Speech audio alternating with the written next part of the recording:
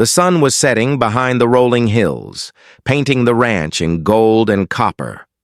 Dust swirled around her worn shoes as Clara approached the weathered wooden gate. Her dress was torn from travel, her face streaked with dust, and her stomach ached with hunger. All she wanted was a corner of a barn to lie down in, maybe a scrap of bread to quiet the gnawing inside her. The sound of boots crunching on dry earth made her freeze. A tall man in a wide-brimmed hat stood watching her. His expression was guarded, but his eyes, green as the prairie after rain, were curious rather than cruel.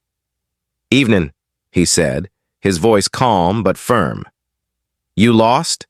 Clara swallowed hard. "Just tired. I don't mean trouble. If you have a place I could sleep, I'll work for my keep." The man studied her for a moment. Before he could reply, a little voice called out from behind him.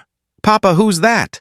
A small girl, no more than 6, peeked out from behind the man's legs. She had a tangle of golden curls and eyes that mirrored his own. Clara felt her throat tighten. She wasn't used to being looked at with such innocent curiosity. "She's a traveler, darling," the man said gently. Then he glanced at Clara again. "Name's Luke. This is my ranch. Come on in.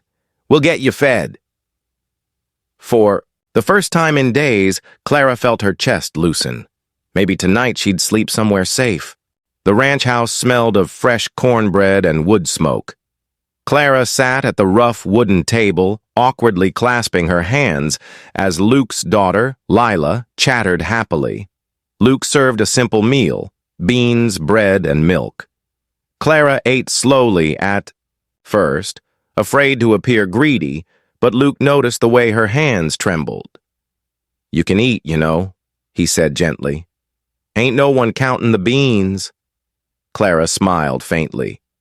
"Thank you. I've been on the road a long time."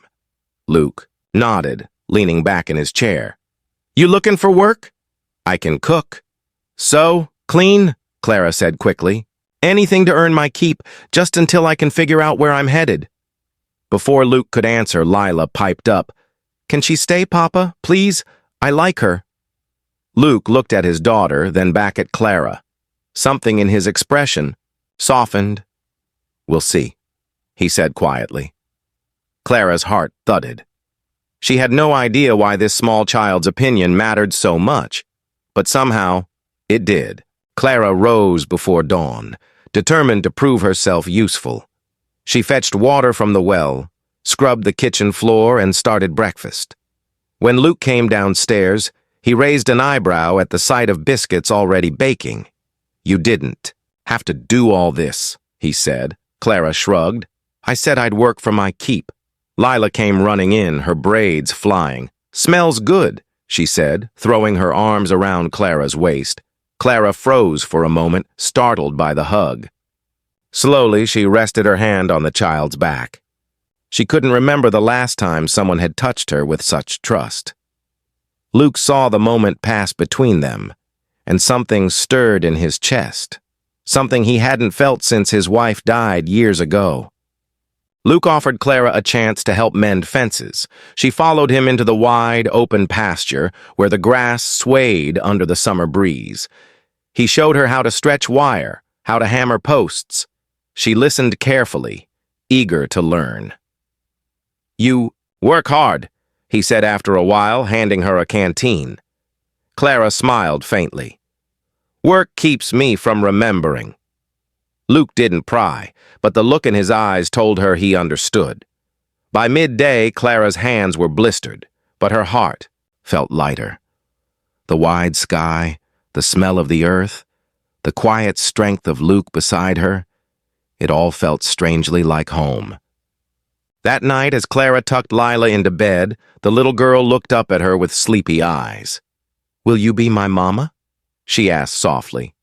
Clara's breath caught. Tears stung her eyes. "I'm not—" "You could be," Lila whispered before, drifting off to sleep. Clara sat there for a long moment, her heart aching in a way that was both painful and sweet. Downstairs, Luke waited at the table.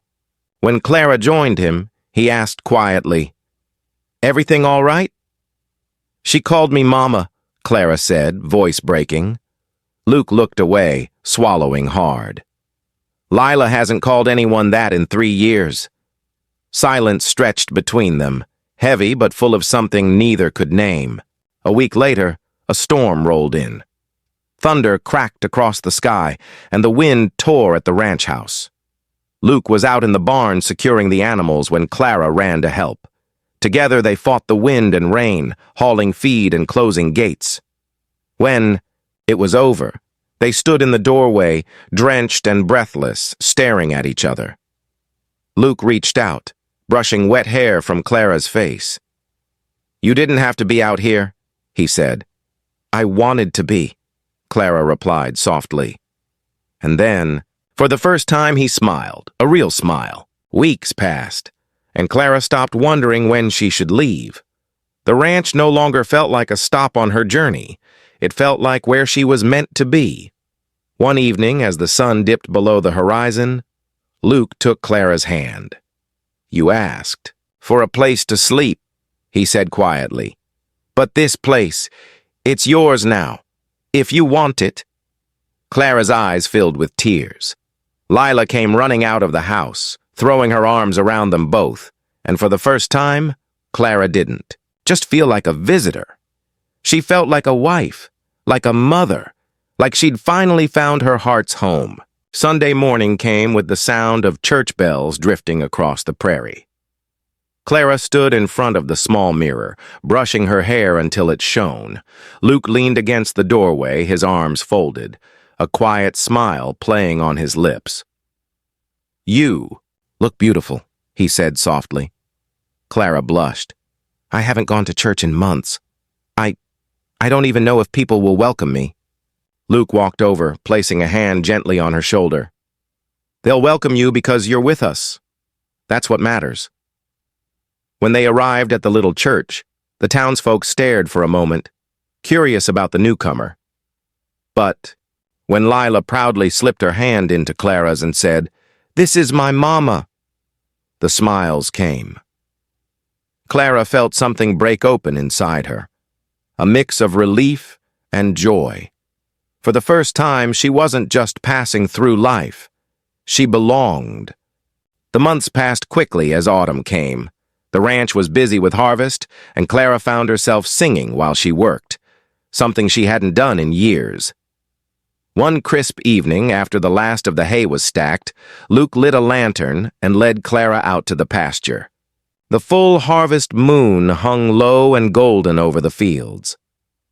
"I built something," Luke said quietly.